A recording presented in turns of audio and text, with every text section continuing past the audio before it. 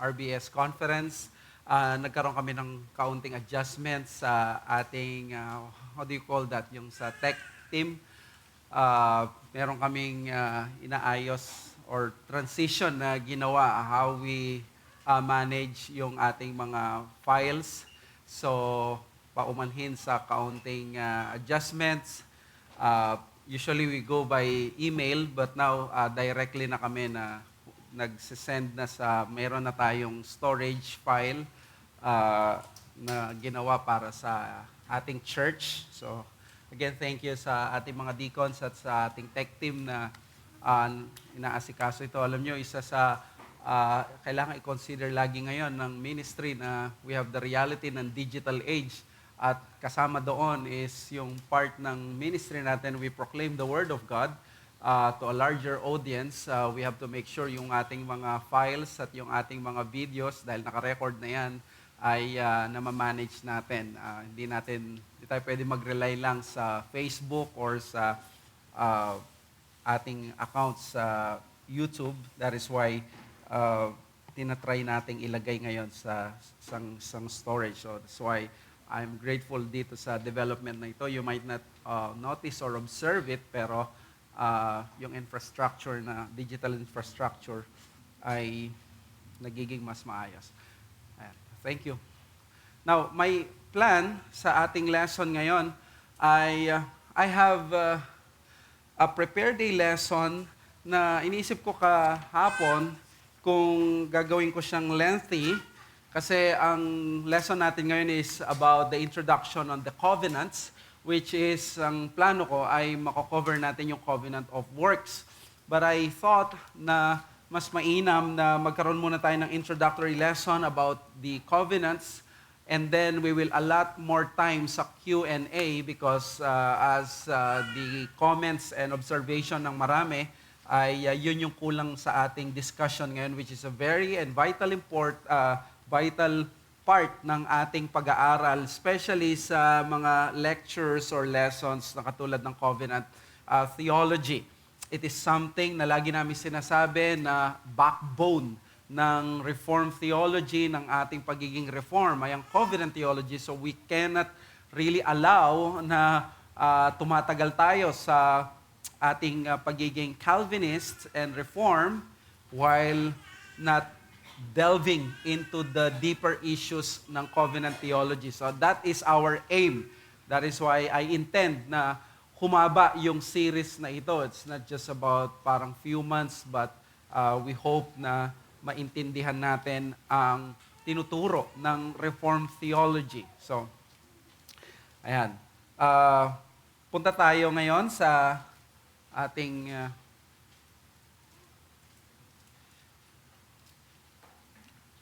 thank you.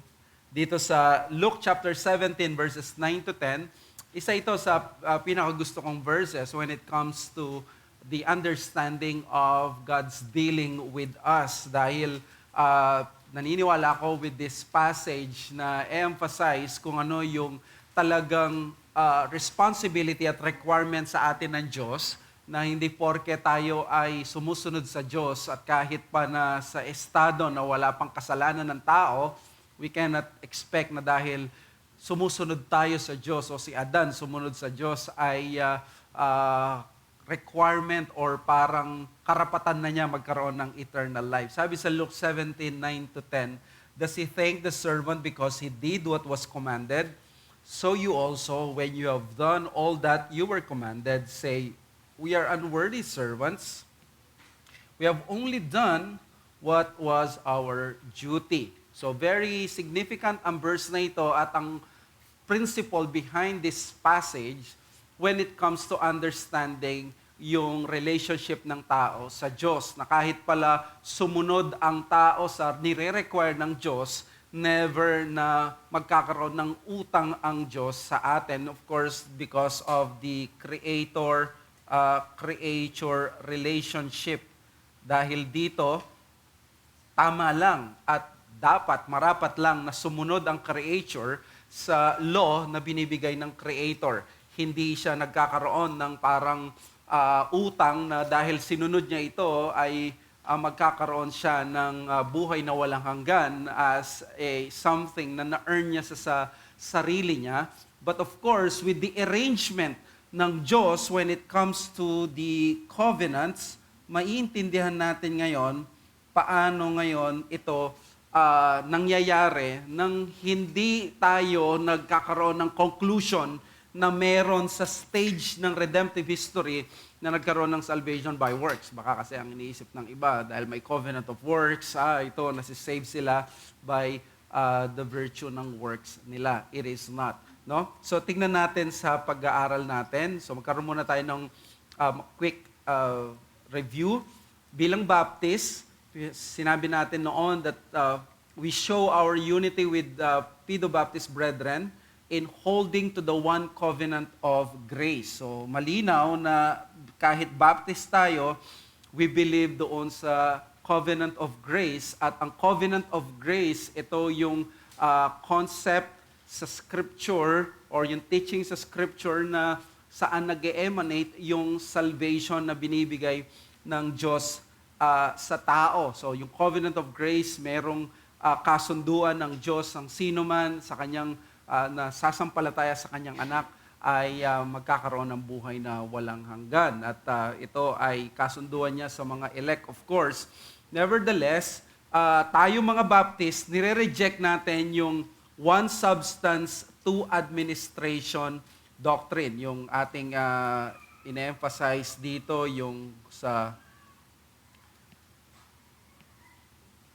kung ito ang covenant of grace, ang mga Presbyterians naniniwala na ang covenant of grace ay nandoon sa New Covenant and even sa Old Covenant ay isang administration lamang. Kaya pwede na nila na kung ano man ang patakaran sa Old Covenant ay pwedeng ismuggle ngayon sa New Covenant. That is how they see it. And we reject that.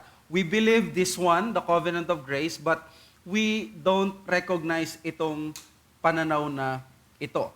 That is why the covenant of grace, para sa ating mga Baptist, we believe na progressively revealed ito sa Scripture. Ang announcement ay Genesis 3:15, pero hindi siya nagko-constitute ng covenant. Hindi porke narinig natin na may pangako ang Diyos na magkakaroon ng ganito, covenant na siya kagad. After all, ang kausap niya dito ay yung serpent. Most ng mga reform, which is of course yung Pedo Baptists, ang tingin nila is that sa Genesis 3:15 ay nagkaroon na ng formal establishment ng covenant of grace. So they believe na historically na-establish na ito. That is something na nire-reject ng mga Reformed Baptists sa 1689 Federalist view. Because we believe na sa Genesis 3:15, nandito yung announcement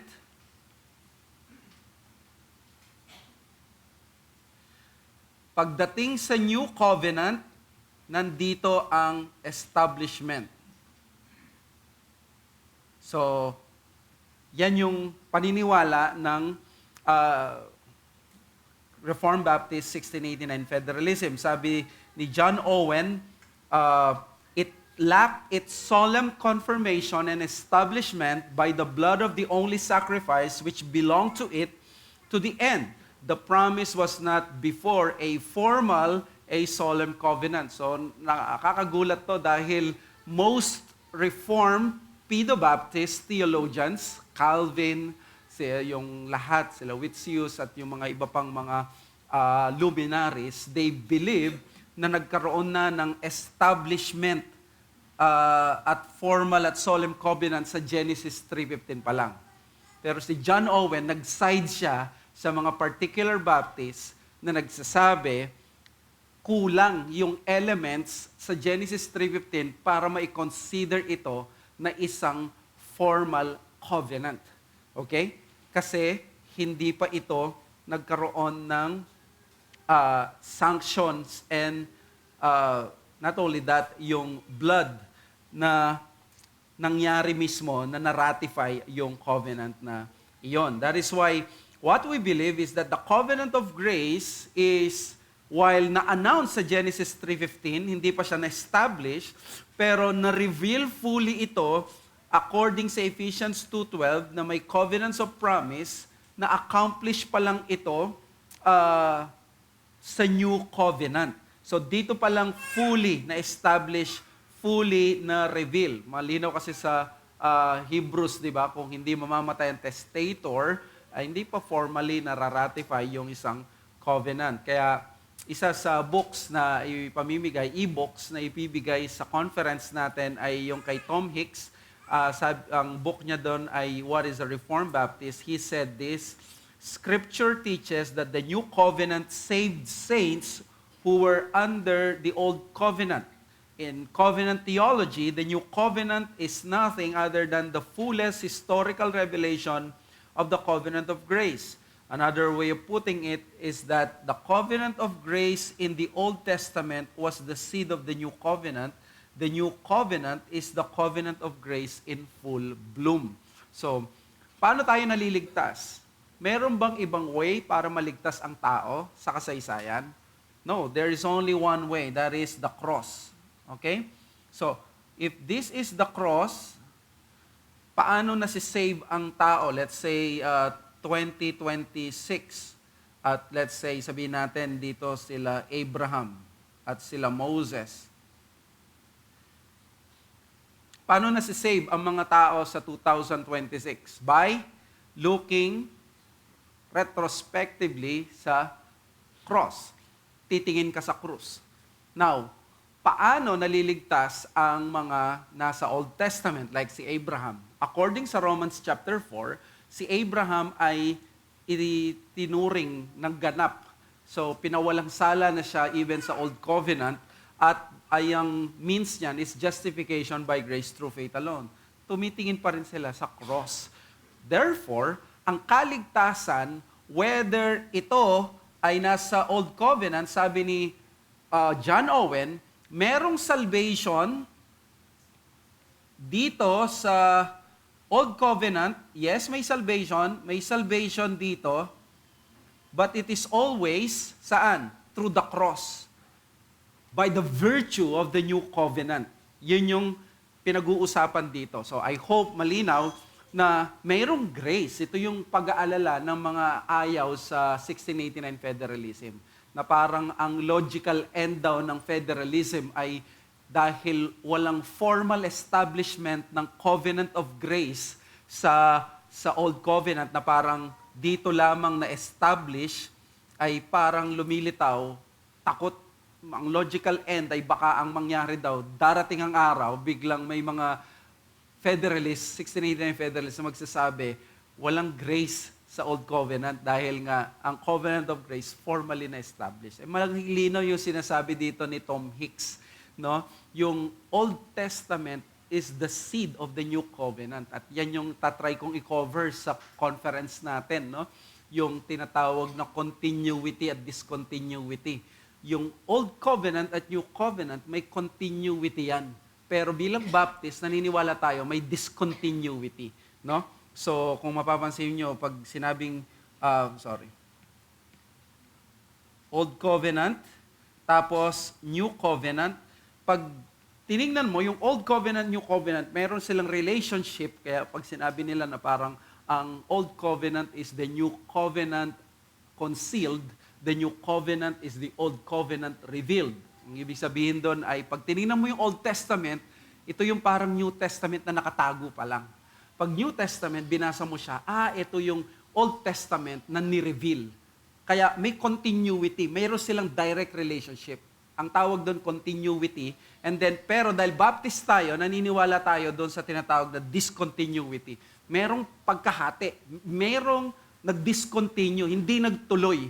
That is why we don't believe na yung Israel, dahil yung mga anak nila ay sinircumcise, kaya may continuity dire-diretso na sa New Covenant, ang ating mga members ngayon, dapat yung mga anak nila, i-baptize din sila, sacrament to sacrament, merong ganong correspondence. We don't believe that because we believe may discontinuity, natigil. Hindi natin pwedeng idiretsong ganon yon. No? Merong type merong typology na nangyayari na Old Covenant, may Israel, tapos ang church, may pagkakatulad, pero hindi sa lahat ng bagay na parehong-pareho sila. We believe that the New Covenant is different in substance. Naintindihan po natin? Okay, so, ayan nyo lang akong paulit-ulit lang yan at mas maunawaan natin darating ang araw. And then number 3, the entrance through the covenant of grace is by faith alone. By faith alone, kasi nga covenant of grace, di ba? By grace alone. Paano ka magiging bahagi ng covenant of grace? By faith alone. At ang covenant of grace, ito ay covenant ng Diyos sa mga elect. So sino ang mga elect? Those people who will someday be saved. Lahat tayo na maliligtas. And that is by faith alone. Kaya ang mga Baptist, consistent dito, dahil ang mga Pedo-Baptist, they believe in the internal at external membership sa Covenant of Grace. Para sa mga Pedo-Baptist, ang mga members ng Covenant of Grace either regenerate at unregenerate.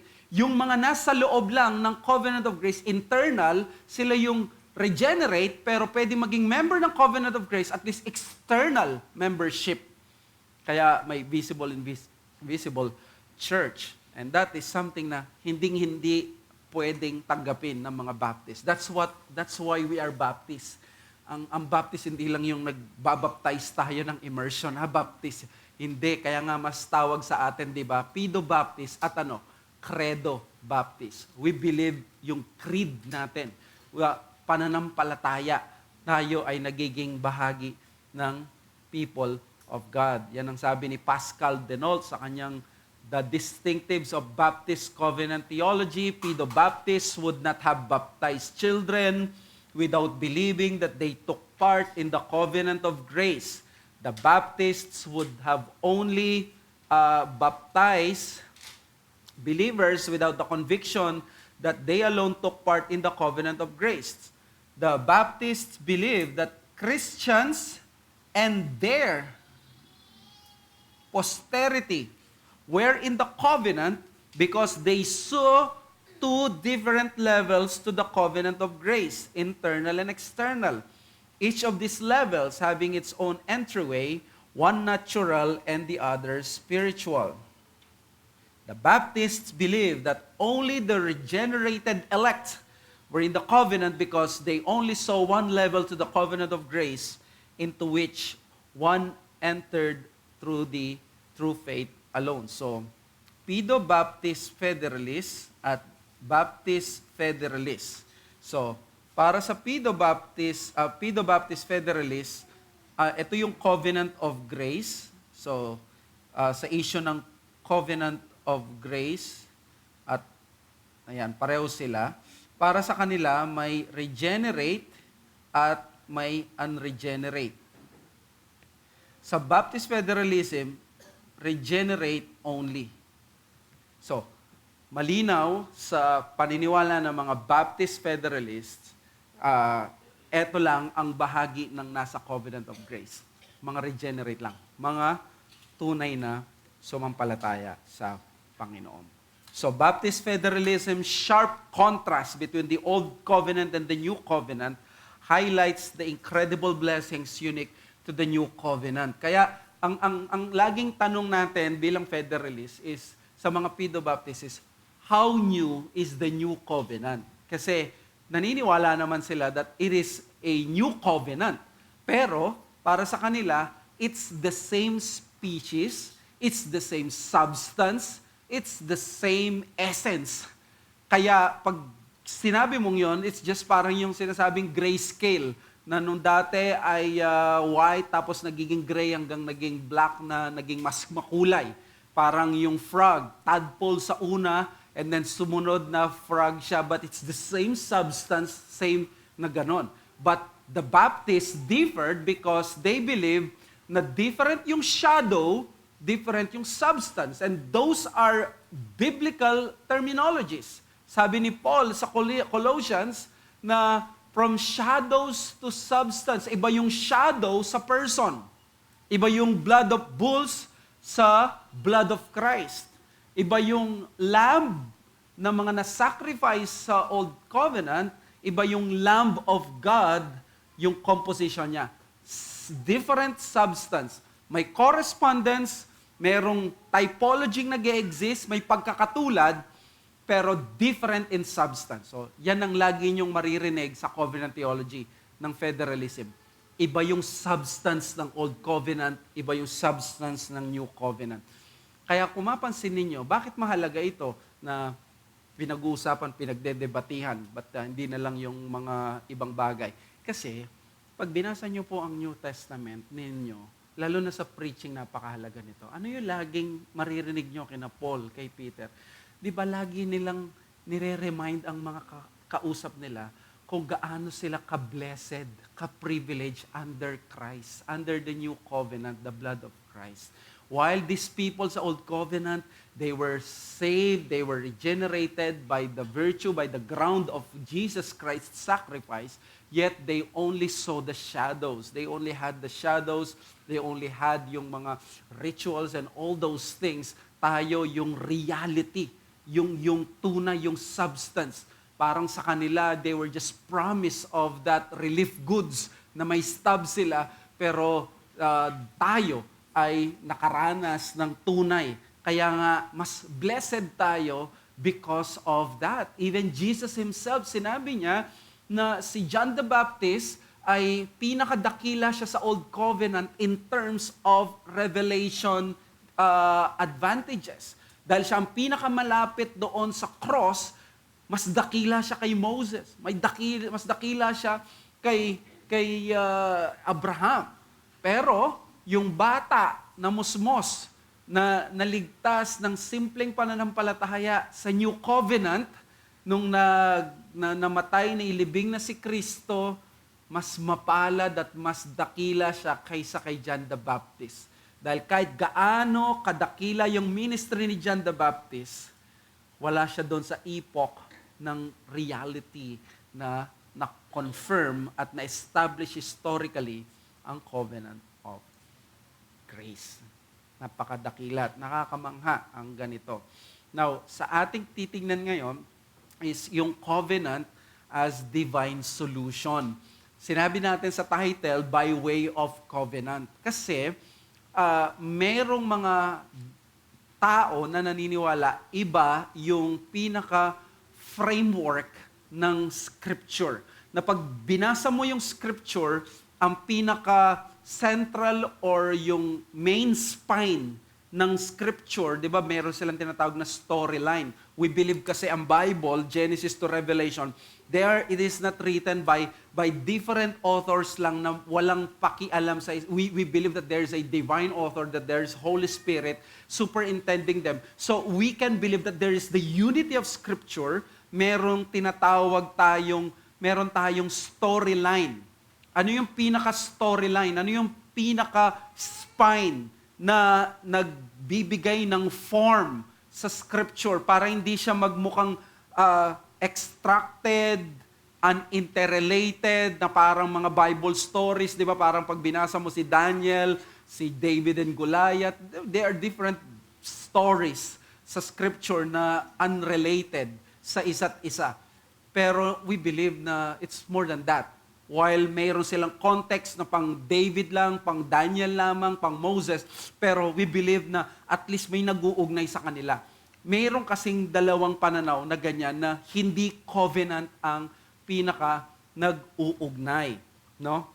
At yung iba ay sa tingin nila ang pinaka nag-uugnay is that yung pinaka plano ng Diyos, while there is the covenants, pero ang Panginoon is ang pinaka nag-uugnay sa lahat ay yung framework na ang Diyos may iba't ibang mga dealing siya sa iba't ibang mga epochs, not necessarily through the covenants. So, may mga ganong paniniwala, no? That is why there is dispensationalism at may covenant theology. When you go to biblical theology,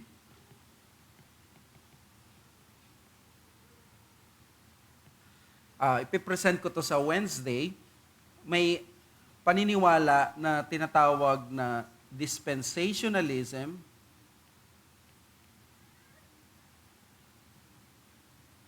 Tapos, merong covenantalism.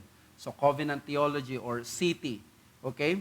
At yung apat na yan, may makikita ka na traditional, progressive dispensationalism, progressive covenantalism, covenant theology. So, yung apat na yan, yan ang makikita natin. So, the more na pupunta ka dito, nagkakaroon ng tinatawag na discontinuity, pagkahati.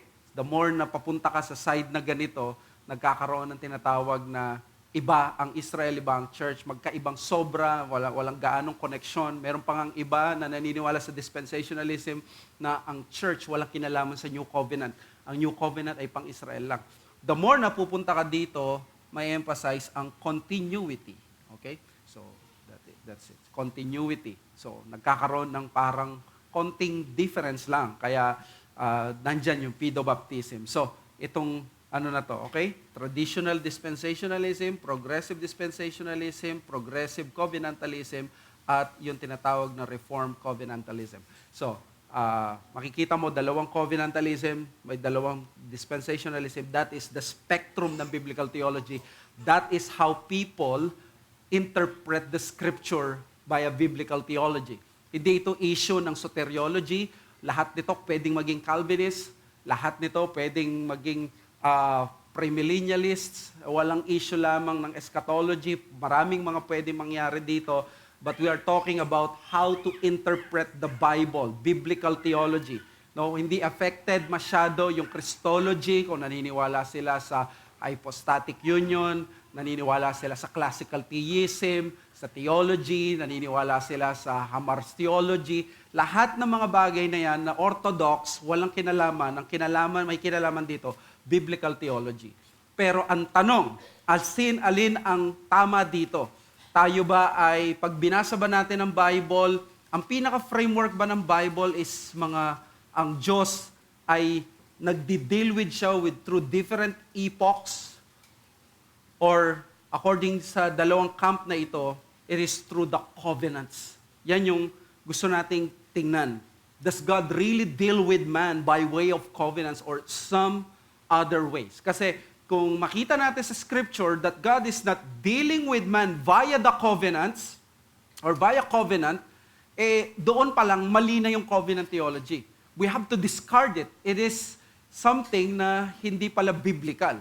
But if we see it sa scripture na ito pala yung pinaka framework ng scripture, paano inilagay, ito yung pinaka-spine, it is the storyline of scripture, dapat mapag-aralan natin ang covenant theology. So, sa napakagandang book na ito ng Covenantal and Dispensational Theologies, 4 views on the continuity of scripture, mga editors dito, si Brent Parker, Richard Lucas, sabi nila, for covenant theologians, the role of covenant is paramount for structuring the unity of the Bible. But unlike covenantalists, dispensationalists, do not believe that the covenant establishes the framework of the biblical story. This does not mean that dispensationalists deny the importance of covenants, but that they believe that covenants are subsidiary to another construction, structural construction. So, kung dispensationalist ka like John MacArthur, who believes in the traditional dispensationalism, or sabi nila, revised dispensationalism, kung katulad ka ni John MacArthur, you believe the covenants, may paniniwala ka sa covenants, but you don't see the covenants as they just are the subsidiary of the construction ng Scripture. Nung nilikha yung Scripture, mahalaga ang covenants, but they are not the primary way or framework to look into para maintindihan mo yung buong Scriptures. Ano yung view ng mga dispensationalists? Dispensationalists see redemptive history being administered through different epochs via progressive revelation with sharp distinction between Israel and the church.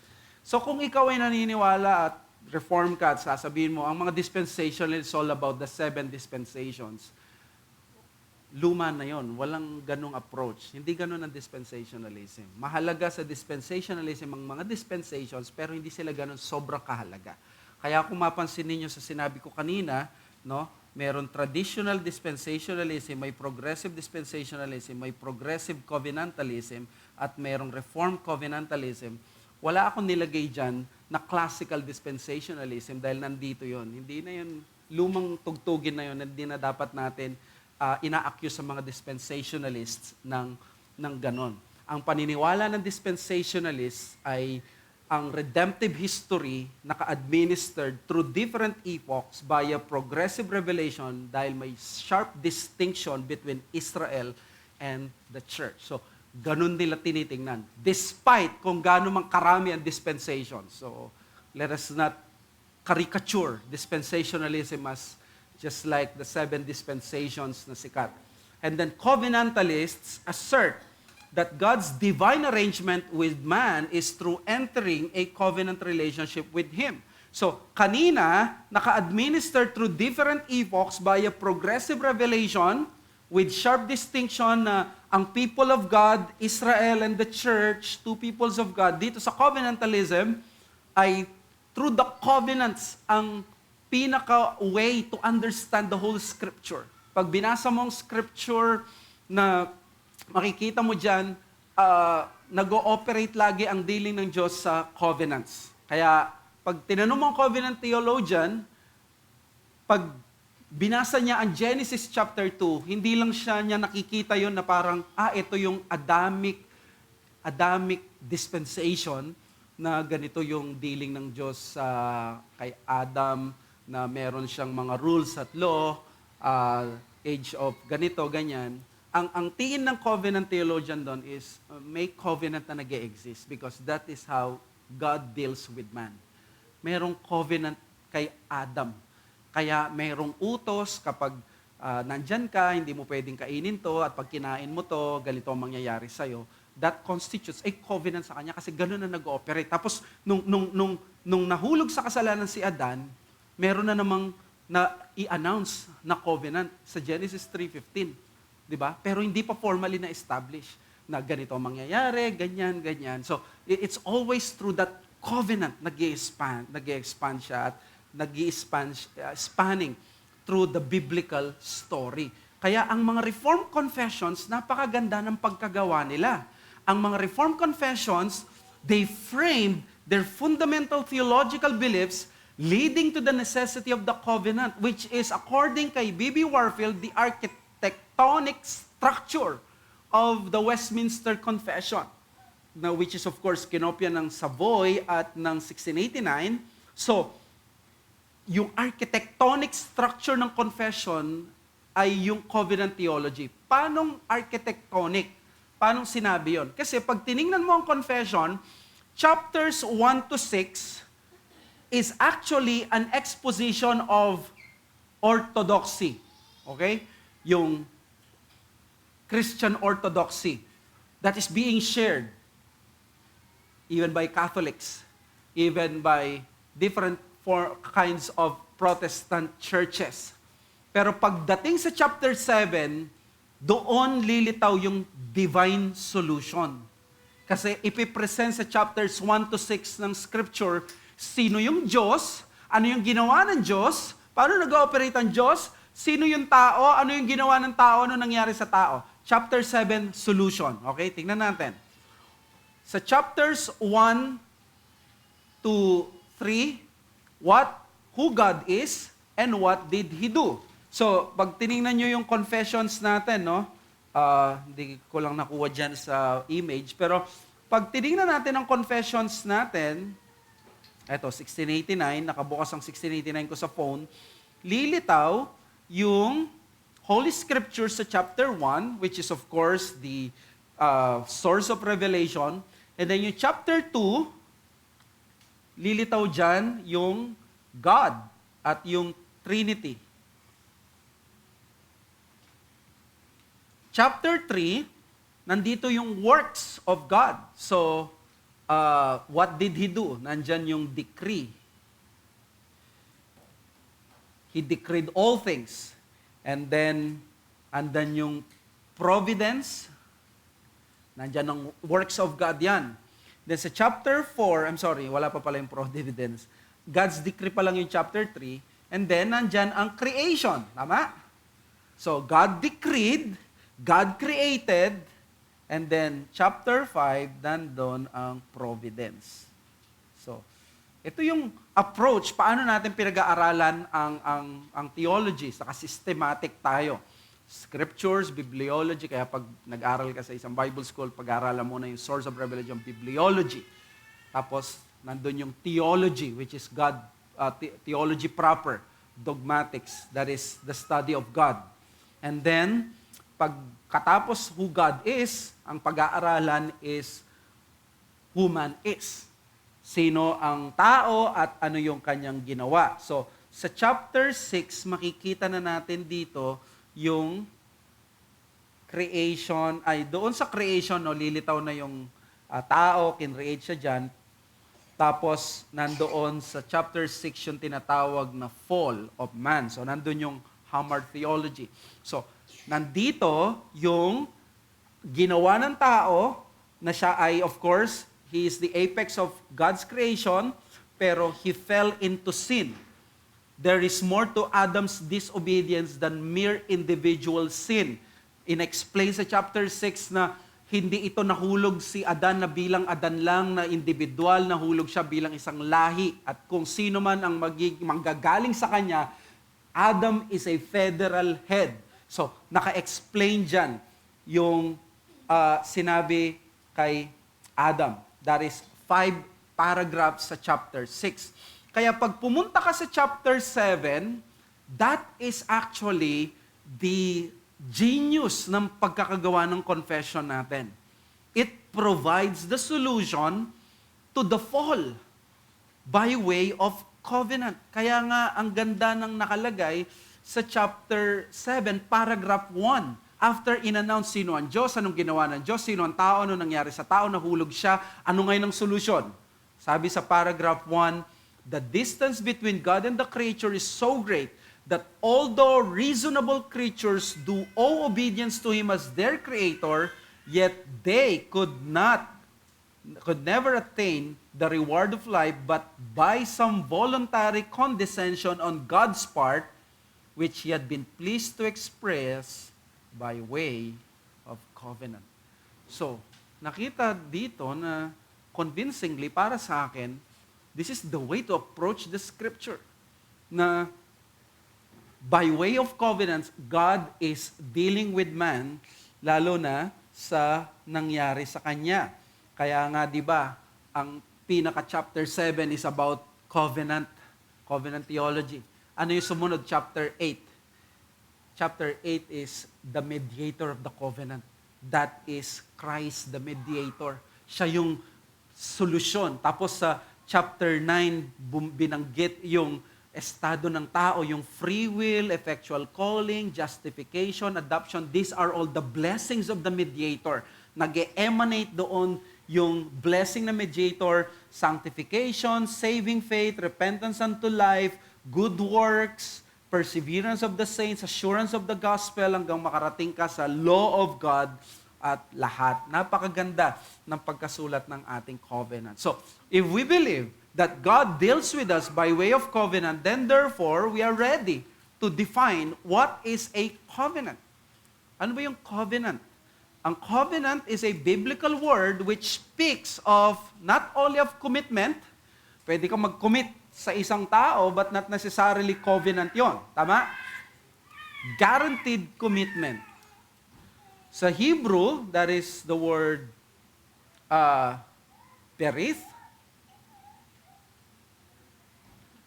286 times binanggit sa Bible, which means hindi lang to parang makikita sa gilid-gilid ng scripture, it is there in the scripture. And the Greek word diatheke is found 33 times in the New Testament. Ang old understanding ng divine covenant is agreement between two parties. Kaya uso yung paniniwalang the vassal and the suzerain. 'Di ba? Kapag nanakop yung isang tao, may suzerain doon, tapos magiging vassal ka, which is ikaw yung nagbibigay ng tribute, nagbibigay ka ng tax doon sa nanakop sa'yo, mas mataas siya sa'yo, pero may between two parties, yun yung old understanding. But later on, na mas nakita sa more understanding na ang biblical view ng covenant, bagamat may pagkakatulad sa treaty ng mga suzerain vassal sa ancient Near East, but the biblical covenant is more than that. It is a sworn promise. It is a divinely sanctioned commitment, sabi ni Meredith Kline. Maganda yung sabi ni Sam Renihan, if I will just use his book, kasi maganda rin ang book niya. A commitment in and of itself, however, is not a covenant. Sanctions or threats must be put to guarantee the fulfillments of the parties' commitments. This adds a degree of legality and formality that a generic commitment would not carry. So kung nag-commit lang ako sa iyo, wala naman necessarily na pinag-usapan na ganito, ganyan, na may sanction, may threat, na pag hindi mo ito ginawa, commitment pero not necessarily covenant.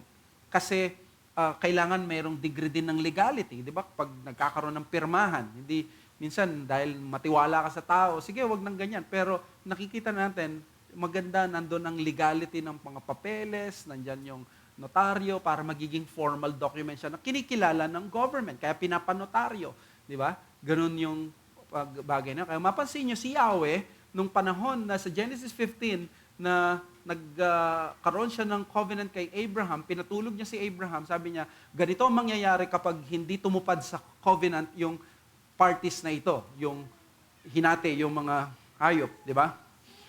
Wala pa naman siyempre, saan ka magpapanotaryo noon? That is the formal way of doing the covenant noon. Hinahati yung mga hayop at sasabihin, sinusumpa ko, ganito mangyayari sa akin pag hindi ako tutupad sa covenant na ito.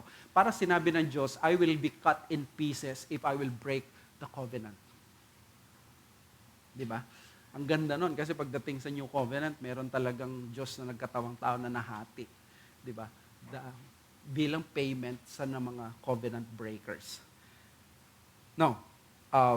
Covenant's features are not only the threats, but they are also gracious and kind condescension of God toward man. So, paalala ito sa atin, pag sinabing covenant, hindi lang ito pala parang nakakatakot na may threats, may sanction, mayroong formality na pirmahan or ganong kasunduan.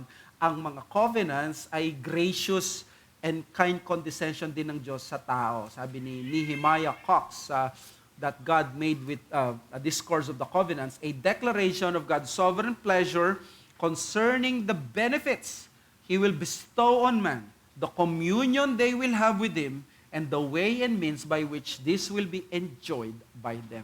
So, pinaka-aim din ng covenant talaga. Bakit in-establish ng Diyos yung mga covenants? So that we will have a communion with Him. Ma-receive natin yung mga benefits, yung mga blessing, yung communion sa Kanya. So, a covenant, this is how I see covenants. A covenant is a divinely arranged commitment of God with man by which He binds Himself freely with His promise to bless along with the obligations and sanctions He requires of them. A covenant is a divinely arranged commitment. Ibig sabihin, nagsimula sa Diyos. Kahit na mas mataas ang Diyos, pwede siyang mag-initiate ng covenant at dahil nakipag-covenant siya sa atin, binind niya, tinali na niya yung sarili niya sa covenant na yon by promising to bless us along na ibibigay yung obligations at sanction na nire-require niya sa atin. Doon sa 1689 Federalist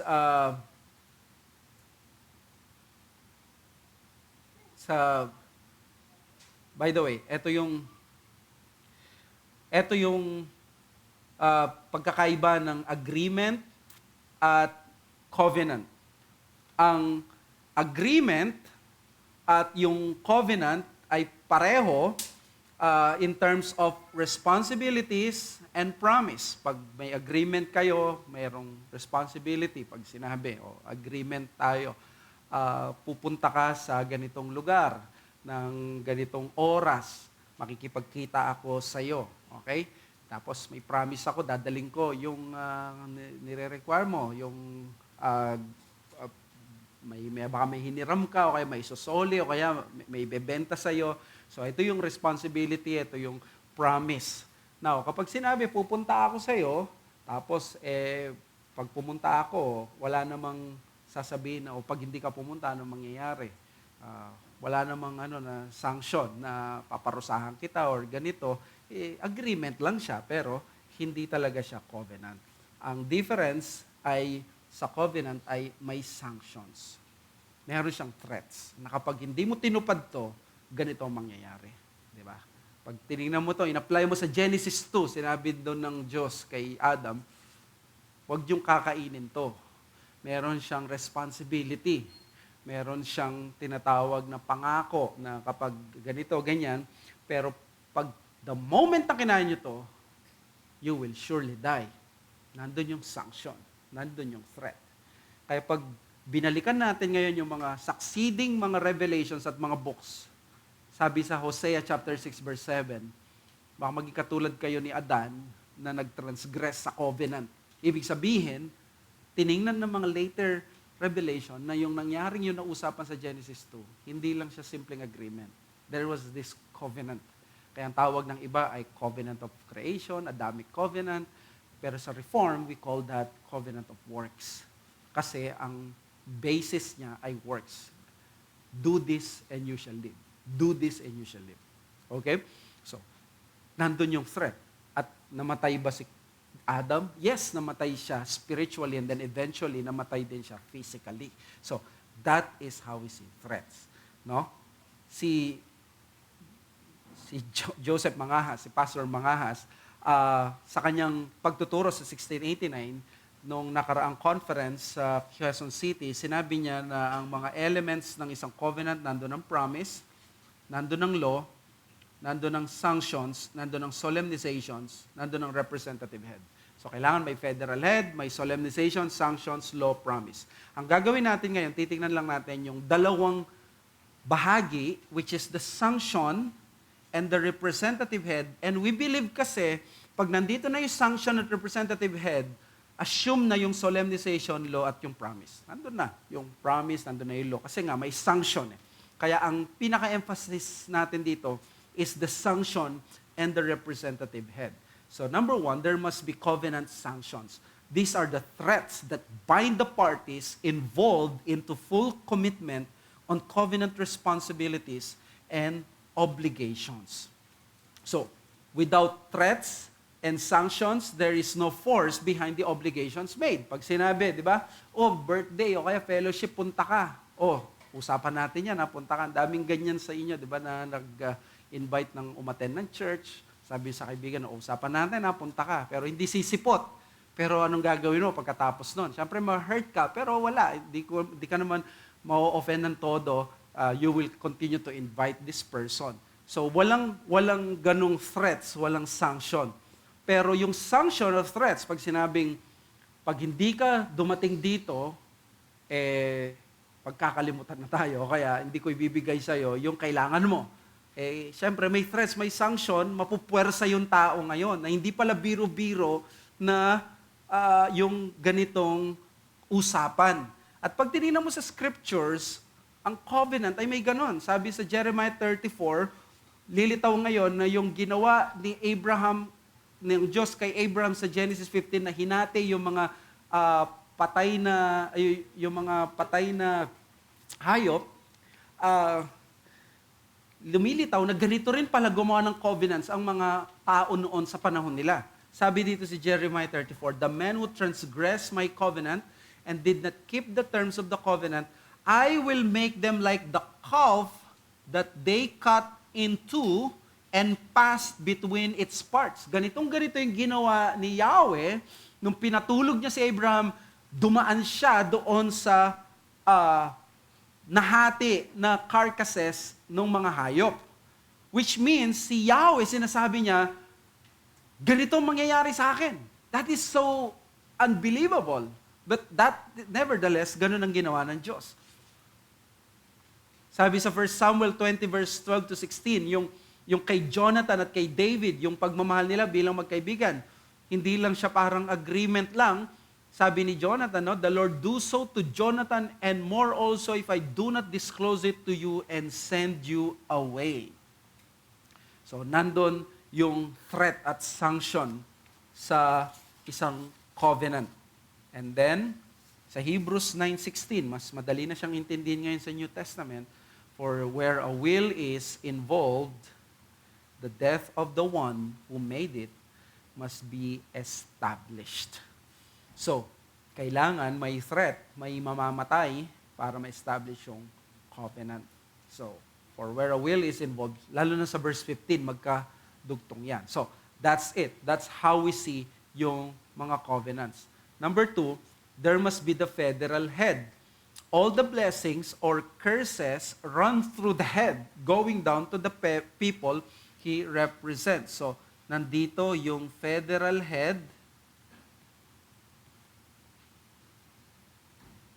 bilang representatives at nandito yung kanyang people. So, if this is Adam and this is mankind, all nang nangyari kay Adam, ganoon ang mangyayari sa mankind. So, kung natupad ni Adam yung covenant, makikinabang ang lahat. Kapag hindi natupad ni Adam yung covenant, ganoon ang mangyayari sa lahat. So, this is how it is. Agreement, responsibilities, promise, meron dyan ang covenant, meron ang agreement, ganyan din. Pero ang pagkakaiba ng covenant, meron silang threats, meron silang federal head. So, that is how we see a covenant. So, meron siyang responsibilities, may promise, meron siyang sanctions, meron siyang federal head. So, federal headship is immediate. Ibig sabihin, may direct relationship between the representative and the beneficiary. Habang tayo, akala kasi ng iba, di ba, nangyayari is Adam, tapos yung first generation, tapos second generation, tapos dumating na dito yung ikaw, you. So, parang pasapasa. Hindi ganon. Ang totoong relationship natin, direct kay Adam. So, meron tayong direct mismo na may immediate na nangyari. We do not just inherit by genetics na dahil magulang ko to, napasa sa dugo, hindi. Tayo ay lahi ni Adan. Nandoon yung direct or immediate relationship. Kaya yung blessing at yung curse ay matatanggap natin base doon. So, si Nehemiah Cox, sabi niya, this is also worthy to be noted by us that when God has made covenants in which either mankind in general or some select number of man in particular have been involved, it has pleased Him first to transact with some public person, head or representative for all others that should be involved in them. Kaya sa Hebrews 7:9-10, di ba? He was still in the loins of his ancestor when Melchizedek met him. Si Levi. At ang issue dito, yung pagta-tithes ni Levi, paano siya nag-tithes kay Melchizedek? Sabi niya, he was still in the loins of his ancestor when Melchizedek met him. And then Romans 5:8, therefore as one trespass led to condemnation for all men, so one act of righteousness leads to the justification for all men. So, napakaganda nung description dito ni Thomas Boston. Sabi ni Thomas Boston, ang Diyos daw, may dalawa lang nakausap na tao actually sa mundo. Sabi niya, si first Adam at si second Adam. Yan lang daw ang kausap ng Diyos, sabi ni Thomas Boston. At parang dalawang giants daw yan. At ang sino man doon sa belt nila, nakahang lang daw yung mga taong nire-represent niya. So kung ikaw ay galing kay Adan, this is all men. So kung galing ka kay Adan, the first man, he fell into sin, then condemnation. Pero sabi sa Romans 5, merong second Adam, sabi niya dyan, all men, which is all elect, which is all kung sino man ang nire-represent ng second Adam. So that is how it is. Okay? So, sabi ni Sam Renihan, federal headship is vital to a proper understanding of covenant theology because God always covenants through a federal head. Covenantal membership depends directly and solely on the federal headship God establishes. And the result is that when investigating one's own place in a given covenant, that determining factor is whether you belong to the federal head. So lilitaw, andyan ka ba sa federal head? Na kay Christ ka ba o kay First Adam lang? Okay? Now, this is the observation. The other elements are already assumed to be present with these two. The sanction and the federal head. Pag may sanction, meron ng promise, meron ng law, meron ng responsibilities. Pag may federal head, nandun ang blessing, nandun ang cursing. Now, ano yung function ng covenant? Ang covenant, mahalaga siya, kaya kailangan natin pag-aralan ng covenant kasi through the covenants are known to delegate the authoritative rule and dominion of God, which means kingdoms on earth are established through the covenants. Yung book ni Peter Gentry at saka ni Stephen Wellum, di ba? Ang title niya, Kingdom Through Covenants. The magnum opus of progressive covenantalism. So, ang kingdom through covenants, pinapakita, ini-establish ng Diyos ang kanyang kaharian through these kingdoms. Kaya para kay Renihan, mayroong kingdom of Adam, kingdom of Israel, kingdom of Christ. Nandun ng kingdom of Adam, nandun yung covenant of works, covenant of Noah, Noahic covenant, that's kingdom of Israel, nandoon ang Mosaic, nandun ang Abrahamic, Mosaic, Davidic, and then yung kingdom of Christ, nandun ang covenant of grace, nandun ang yung new covenant, or which is yung covenant of redemption. Kaya mahalaga ito. Ang mga covenants ini-inform tayo, ano ba yung nire-require ng Diyos sa atin. Akala lang kasi natin, revelation lang ito ng Diyos. Ni-reveal ng Diyos, ito, Israel. Pero makita mo ang Israel, bakit kakaiba siya sa lahat? Dahil under siya ng isang covenant sa Diyos. Iba siya mamuhay because God reveals Himself through these covenants. He establishes His dominion through these covenants. Binabay niya yung mga tao through these covenants. Again, Sam Renihan, covenants establish the boundaries of a kingdom, appoint federal heads, grant promises, impose laws, define the offspring of the federal head, and specify all other pertinent and necessary details of how God will exercise His dominion through the federal head and His offspring. By way of covenant, every party involved in a kingdom can know how to act and what to expect. So, mahalaga ba ang mga covenants? Yes, because we are now being informed how to act. Paano tayo kikilos, paano tayo mamumuhay, ano nire-require ng Diyos sa atin. Kung operative pa rin ang covenant of works kay Adam, sa atin, kung yun ay nag-ooperate pa rin, then therefore, ang ating way to be confirmed sa eternal life is do this and you shall live. But obviously, sira, the covenant of works is broken already. At ang nag-ooperate is the covenant of grace. So may application tayo ngayon. Number 1, understanding the biblical covenants and how they are defined and functioning, we get closer to the backbone of the meta-narrative of Scripture.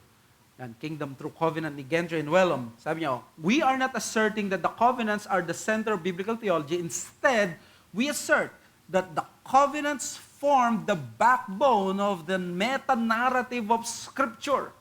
And thus, it is essential to put them together correctly in order to discern accurately the whole counsel of God. Kaya nga ang tawag sa kanila progressive covenantalism. Covenantalist sila pero medyo pa'y pagka-progressive because they believe more on the discontinuity ng ibang bagay. For example, the law.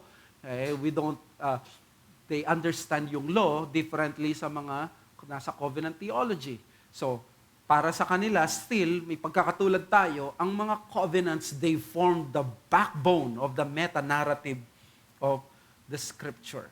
With this discipline, we can read our Bibles with consciousness of the interrelatedness of the passages with each other. Kaya pala nung hindi pa kami covenantalist, at ako hindi ako covenantalist, pag nag-preach ako, isang practical lang, nakita ko, hindi ko nakikita yung need na mag-preach ng lectio continua. Pag nag-preach ako, kung ano yung gusto kong passage, na-meditate ko na Monday, Tuesday, gusto kong i-address to, iba na namang passage, iba na namang text, iba. mas litaw yung parang hindi ko nakikita yung masyadong continuity. Kaya hindi ako masyadong na-train na mag-isip in that kind of framework dahil kukunin ko to Genesis, sa susunod nasa Ecclesiastes ako, o kaya yung mga iba baka gusto nila nasa Ezekiel sila, nasa Zechariah sila, nasa Zephaniah, tapos biglang tatalon dito. Now, wala namang masama kung tinuturo mo yung scripture, pero sinasabi ko dito, in-explain ko kung paano ako mag-isip nung hindi ako covenantalist. Ngayon, dahil covenantalist ako, parang ang hirap iwan ngayon ng Biblia, ng text, na hindi mo in-explain yung interrelatedness niya with the other passages. So parang ang hirap niyang sinatawag dito ng mga reform, huwag mong ulilain ang text. Na pag ginamit mo yung text, aalis ka na, iiwan mo na siya. Hindi kailangan i-explain mo ano yung kanyang context, kanyang connection. Lalo na doon sa redemptive history. Number 2, we know God better when we know the covenants better. Amen? If God deals with us by way of covenant and reveals Himself through biblical covenants, then to know them is to know God Himself. The great reward of the study of covenants is to see Christ more in the pages of Scripture, as God marvelously weaved in the biblical revelation. Isa sa pinaka gusto ko na nabasa ay mula kay Edward Donnelly nung nag-aaral ako sa CBTS about Old Testament. Sinabi niya doon sa Old Testament, sabi niya, Christ is the oxygen of the Old Testament. Sabi niya, if you are a pastor or preacher, do you know that 75% of your Bible consists of the Old Testament? At kapag sinabi mong hindi si Christ ang pinaka-center ng Old Testament, much of your Bible is not about Christ. So if you believe that Christ is the center of the Old Testament, then therefore, ang bukang bibig ng Old Testament ay si Christ. Hindi nga lang openly katulad ng sa New Testament, but that is how we see the Old Testament. It's full of Christ. It is the oxygen. He is the oxygen of the Old Testament. Ang danger daw natin lagi is baka wala naman si Kristo dito at hinahanap ko siya. Sabi ni Ted Donnelly, baligtad. Ang danger ay yung baka sobrang hindi mo tinitignan na nandito pala siya pero nandyan siya. Yun yung tunay na danger kasi kung si Kristo ay laging nandyan sa bawat pahina ng Scripture, then therefore, we should be expecting Him more to exist sa mga Scriptures rather than less. So, let me just say that the way of covenant is the way of salvation and assurance of God through the gospel of Jesus Christ. Paano tayo naligtas? To the new covenant, the covenant of grace. So therefore, the more we discover about the covenants, mas hindi lang tayo nagkakaroon ng salvation, but also assurance. Ayun. Let's pray. Father, thank you sa aming napag-aralan, and we pray na mas lalo pa naming maintindihan ang structure, framework ng Bible, at maging sensitive kami, conscious kami, epistemologically conscious when we read the Bible, knowing that we are covenant theologians. Salamat dahil nakipag-deal with ka sa amin, not arbitrarily, not only through kung ano yung maisip namin bilang tao, or hindi according sa amin, kundi according sa covenant. And therefore, meron kaming reliable na Diyos na masasandalang. Thank you, Lord. We ask these things in Jesus' name. Amen. Sinabi ko, maraming types sa pagko-question. Sige bro, magtanong ka na.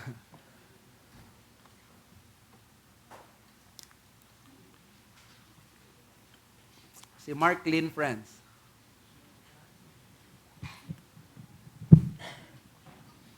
Tanong ko lang pa, Pastor, sa 1689 federalism po ba, magiging consistent po ba siya kung gano'n yung way natin ng pagbabasa sa partial preterist? Kung pagsasamahin po ba siya, magiging consistent po ba or hindi? You mean partial preterism is dumating na ang Panginoong Yesus noong AD 70. Tama? Kung yung view po ng isang mananampalataya, yun po, pang 1689 Federalist po yung view niya sa covenant theology, then partial preterist din yung pinangahawakan niya. Kung ipagko-combine po niya is magiging consistent pa rin po ba or magiging contradict po sa isa't isa? But do you agree yung binanggit ko, baka mali ako sa partial preterism na tinutukoy mo? Na ano yung basic tenets para sa'yo ng partial Ayun po, yung preterism? sa Para alam din ng mga tao Yung sa AD 70. na dumating na ang Panginoon partially Yung pong yung ibang nangyari sa Olivet Discourse is nangyari na po nun. Yung iba. na fulfill na. Opo. I haven't thought about that, pero maraming covenant theologian na ang belief nila ay partial preterism, as long as hindi full preterism na wala ng second coming. I don't know kung magkakaroon ng yun. I haven't thought about that. Baka may mga iba dito na sagot na naisip na nila yan. Or ikaw, baka may na inaisip mo na siya. I haven't thought about yung connection ng federalism sa Then, last question po, dahil na-mention po yung dispensationalism kanina, ang tanong ko lang po is, paano po natin, bilang covenantal po, paano po natin may papaliwanag sa mga dispensational brothers yung argument ni John MacArthur na sinasabi niya, yung dispensation is part of Reformation, dahil nung panahon daw po ng Reformation, nung panahon ni Luther, dahil mas binibigyan ng diin yung solus Christus kung bakit inadapt nila yung covenant theology. Then, nung panahon naman daw po ni John Nelson Darby, dun po lumaganap daw po yung dispensation. Dahil nung panahon daw po ni na Agustin at saka ni na Luther, yung 5 solas lang daw po yung binibigyan ng kahalagahan. Kaya yung mga naunang forefathers daw po natin, di daw po nila na-discover yung dispensation. So as reform po, paano po natin yun papaliwanag sa kanila? I respectfully disagree kasi ang pinaka-father ng covenant theology ay while yung systematization ay nasa mga Puritans ng 1600s, pero sila John Calvin, sila Herman Witsius at sila John Coxius, pinagbabanggit na nila yon at may mga writings na sila. It is very simplistic, hasty generalization ang ginagawa to just say na na-focus sila sa sola scriptura. Yes, na-focus sila, lalo na si Martin Luther, because that's the controversy that he was involved in. But Reformation did not stop kay Luther. Ang systematic theology nga ng Reformation is the institutes, which is si John Calvin. Kaya tingnan mo sa history, after ng 1530s, 1520s, si Luther laging pinag-uusapan. The moment na na-convert si Calvin ng 1529, 1530s siya na yung bida. Bida in a way na siya na yung laging nakikipag-usap at lahat. So it is wrong to say that kasi nag-develop, pinag-usapan. And I say na hindi rin ako agree na ang dispensationalist, ano sabi mo? Yung Part daw po ng Reformation. Part ng Reformation. Ang dispensationalism is a way of seeing the Bible or understanding the Bible through some lens or framework na inexplain ko, which means under siya sa biblical theology. Hindi siya something about sa soteriology because you can be a Calvinist like MacArthur and not Reform. You can be a Orthodox sa Christology mo, sa classical view mo ng Diyos, about sa classical view ng sin. So these are not systematic theology. It's a biblical theology issues pertaining lang sa dalawa lagi kung ano ang dispensationalism. Ang tinatamaan ng dispensationalism at ang covenant theology, dalawa sa issue ng dogmatics, ecclesiology and eschatology. So yung dalawa na yon. Kaya I do not agree na ang dispensationalism ay part ng baka mabanggit ko ngayon sa Wednesday kasi nung April naglabas ngayon ng Zoom conversation or podcast ang The Master's Fellowship. Alam mo ang title? Si Nathan Vucinich at si Mike Riccardi, ang kanilang title ay Reformed Dispensationalism. Sabi ng iba, nung nawala si MacArthur, ano na nangyayari sa TMS? So, you cannot join those two because Reformed theology is covenant theology and dispensationalism is the contrary. view ng covenant theology. Thank you so much po, Pastor. Clear. Meron pa? Ay. May question pa?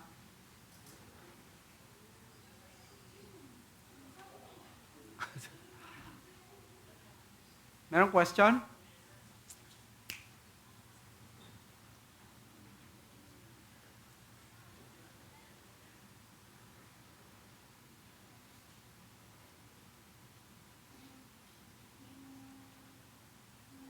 Okay, so kung wala na, next week we will have a special Sunday school or the whole day about Sabbath, Sunday school worship and lahat. That's why baka nga magkaroon tayo ng Sabbath conference.